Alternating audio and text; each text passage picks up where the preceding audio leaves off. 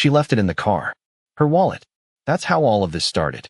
We had switched cars that morning because hers needed an oil change, and I offered to take it in since my schedule was light. I found the wallet hours later, wedged between the seat and the center console, right where she always drops things. Normally I'd just text her and say I'd bring it home. But that day, God help me, I thought I was being a good husband. It was 8:47 p.m. I remember the time because I looked at the dashboard clock and thought, she said she'd be home by 9. I figured, why not surprise her at work, drop the wallet off, maybe even grab a quick bite on the way back. Something normal, something kind, something married people still do, right? But she wasn't at work. Her office building was locked. Her car wasn't in the lot. I even called her desk phone just to be sure, straight to voicemail. No big deal, I told myself. Maybe she left early. Maybe she took a rideshare. Maybe she was at that team dinner she vaguely mentioned last week. I checked her calendar. Nothing. Then, I opened her wallet to make sure her ID was inside. And that's when I saw it. 2 receipts. Folded together, tucked deep in the zippered pocket she rarely uses. Both from a bar on the other side of town. One from last night. One from tonight. Both signed. Both for 2 people. Her name was at the bottom in that careless, loopy signature she uses when she's tipsy. I sat there in the driver's seat for maybe 5 full minutes, just holding those receipts like they were ancient scrolls from some hidden past I wasn't supposed to see. And then, with something twisted clawing at my gut, I pulled up the bar's address and drove.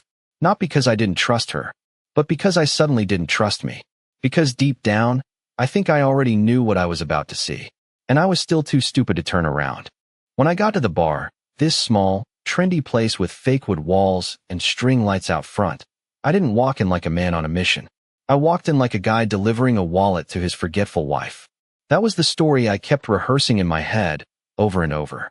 You're just here to return it. You're just being sweet. Then I stepped inside. There are moments when your life doesn't explode. It just disassembles quietly. She didn't see me. Not at first. She was sitting near the window, tucked into a booth like she belonged there, her face turned towards someone I couldn't quite see. I heard her laugh. That easy, soft laugh she used to give me when we were still more than just roommates with matching towels. Then she leaned in, and he touched her face. That was it. That was when I stopped walking. That was when something inside me folded. I don't remember breathing.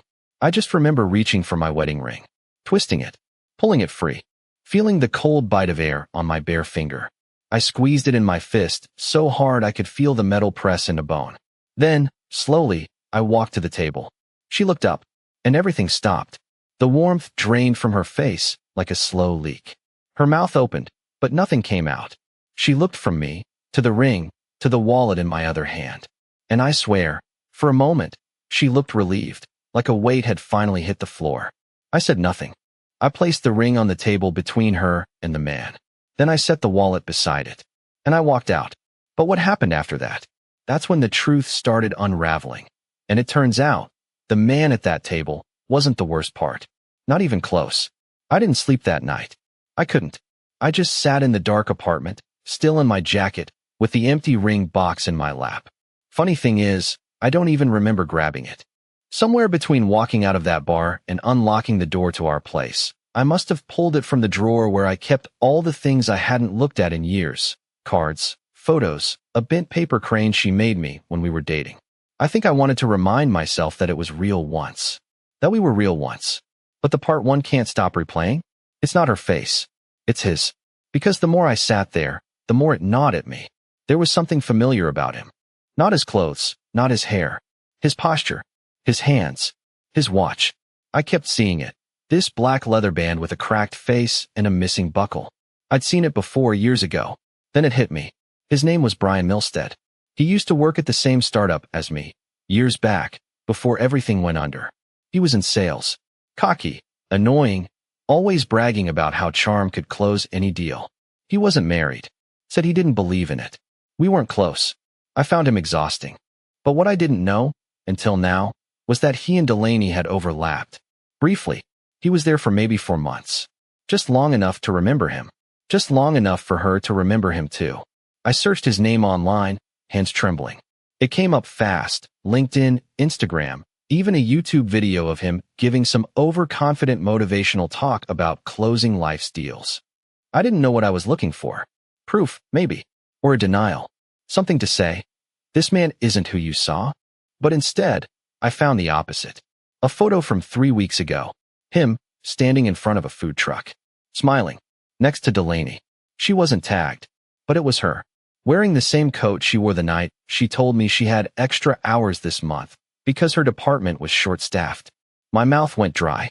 I clicked on her calendar, the shared one she never really used. There were no meetings. No dinner plans. But I checked the photo's date. Then I checked our bank account. A charge. To the same food truck. Same night. Same time. She hadn't even tried to hide it.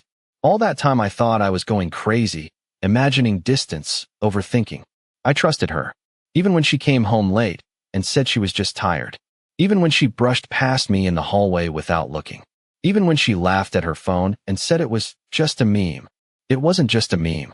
It was him. I don't know how long I sat there in the dark, shaking, before I noticed the sound. Keys at the door. She was home. I didn't move.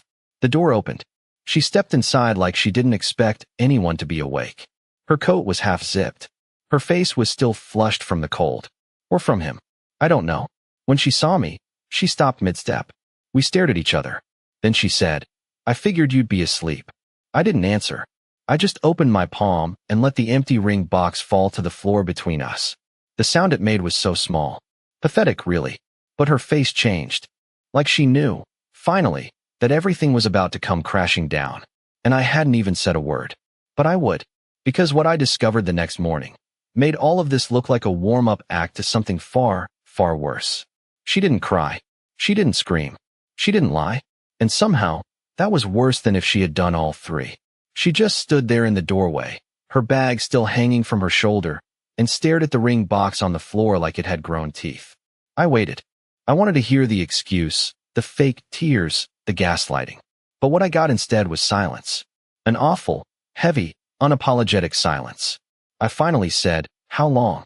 She looked at me, and I swear, her mouth twitched, like she was about to form words, then changed her mind. Then she said it. Calm. Flat. Since August. August. That meant while we were still going to therapy. While I was canceling my trip to visit my mom because she said she needed me around more. While I was staying up late trying to write her birthday speech because I wanted to make her feel seen. She was with him. Already. I asked if she loved him. She shrugged. I don't know, she said. It's not about that. My voice cracked when I said, then what is it about? She sat down on the armrest of the couch. Our couch, the one we bought after our first tax refund as a couple, and she looked tired. Not guilty. Just done. He listens to me. I don't feel invisible. That's all. I should have yelled. I should have thrown something. But instead I just sat there and let those words rip a hole through me. I don't feel invisible. As if I'd spent the last year of my life trying to vanish her on purpose. As if I hadn't tried everything to keep us together. I changed my hours. I cooked more. I even read some dumb self-help book about emotional languages. But apparently Brian Milstead's emotional language was touching her face in a booth while feeding her tacos. I told her I wanted her out. She nodded. Said she'd go to her sister's. No fight. No breakdown. Like she'd rehearsed this. Like she'd wanted me to find out. The next morning, I got up early. Didn't sleep again. My heart felt like it had been running a marathon in my chest all night. I sat at the kitchen table, staring at the plate I set out but never used, and something gnawed at me. A voice in my head whispered, there's more. I couldn't explain it, but I felt it deep in my spine. This wasn't just a fling. This wasn't an affair of impulse or loneliness. There was something calculated about her reaction, about how calm she was. Like this was all part of a bigger plan she thought I was too dumb to see. So I started digging. I logged into the phone plan portal. Not to snoop. Not really. But just to confirm timelines, see if I was crazy or not. And that's when the real betrayal hit me. There weren't just messages to Brian. There were hundreds of texts. But not just between the two of them. There were two other numbers. One saved under a name I didn't recognize, Corey J. The other, unsaved, with more messages than anyone else. And the worst part? One message from just 3 nights ago, timestamped 1:14 a.m. He still has no clue. I'll tell him after the lease ends. One step at a time. My hands went ice cold. There was a plan. And I wasn't just the fool. I was the obstacle. The clueless, pathetic barrier she was just waiting to move around. She hadn't just been unfaithful. She was orchestrating something. Something layered. Something bigger than Brian. And now I needed to know what. Because the man at that bar? He wasn't the whole story. Not even close. I don't know what hurt more. The cheating, or realizing I wasn't even the point. I was a placeholder. A warm body to keep things functional while she worked out her real plans. Once I saw that text about the lease, something shifted in me. I stopped feeling like a betrayed husband and started feeling like prey. Like I'd been managed. I dug deeper. I copied the unsaved number into a reverse lookup site. It wasn't Brian. It belonged to a woman named Kendra Hoxley. I didn't recognize the name at first, but then something about it rang a faint bell. I searched my email. There it was. A rental application. From 3 months ago. Delaney had forwarded it to me, saying it was a random spam email. But it wasn't spam. It was a lease agreement. In her name. And Kendra's. And it was already signed. They'd signed for a 2-bedroom unit on the other side of town. The start date? Next week. That's when I understood. She wasn't waiting to leave me. She already had. She had a whole exit plan set up. Co-signed with someone else. Someone I'd never even heard of. I opened the lease document and scrolled to the notes section. My hands started to shake again. Right there, under anticipated co-resident, it said, Brian M., occasional overnight guest. I felt like I was going to vomit. She wasn't just ending our marriage quietly. She was transitioning to something new. Smoothly. Strategically.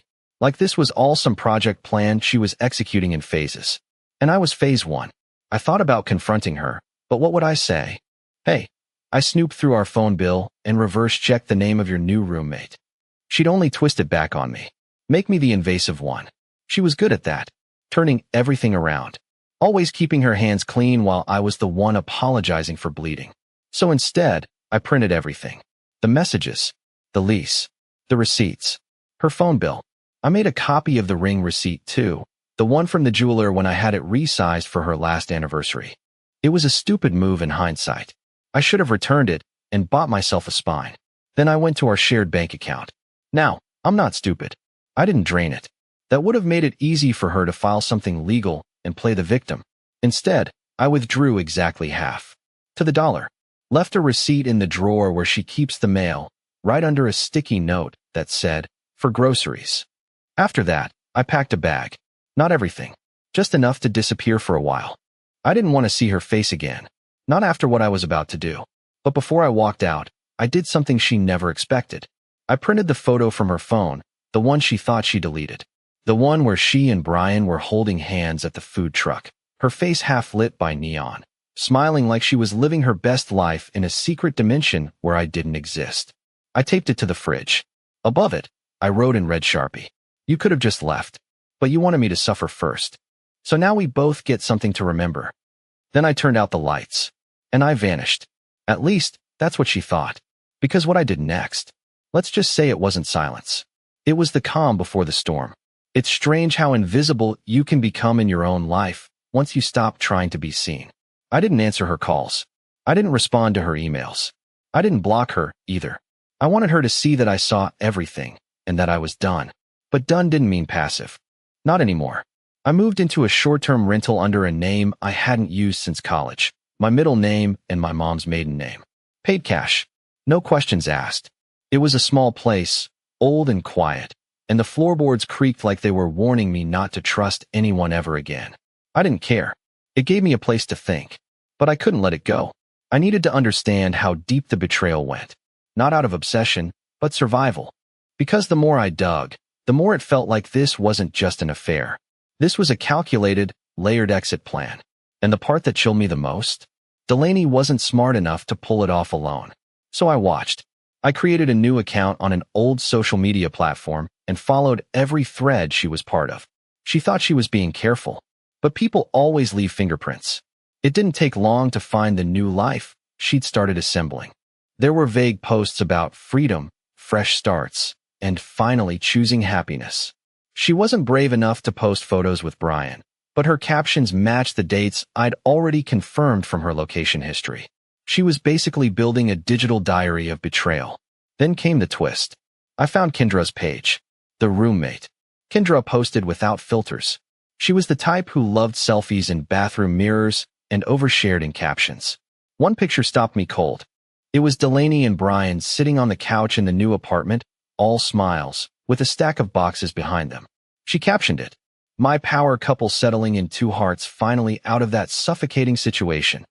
Hashtag new chapter hashtag secrets." Suffocating situation.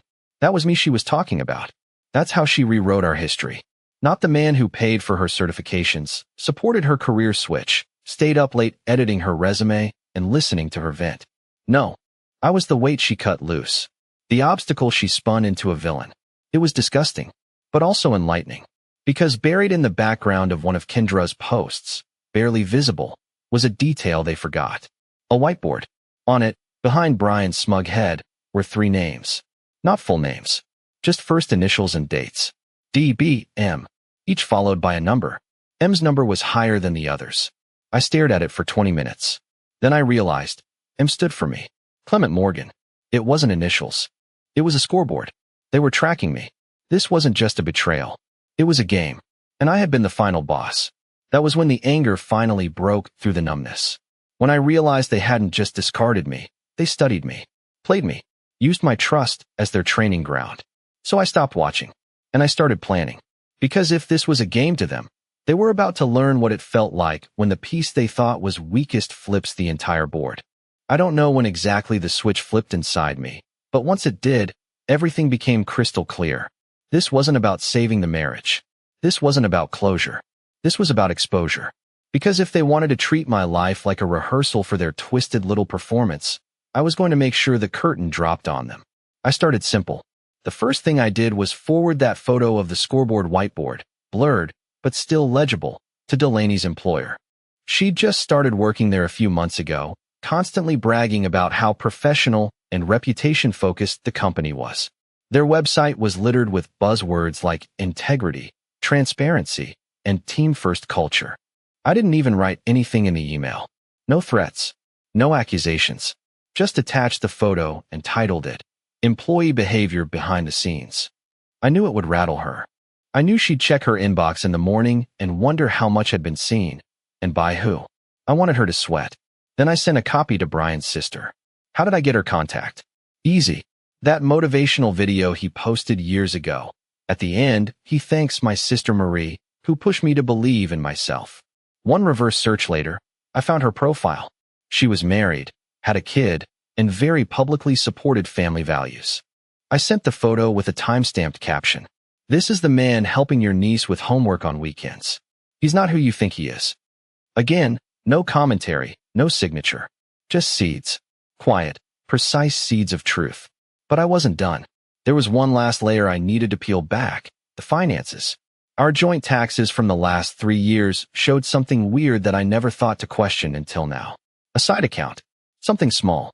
Something she kept skimming from our returns and sliding into a personal fund I wasn't aware existed until I rechecked the deposit logs.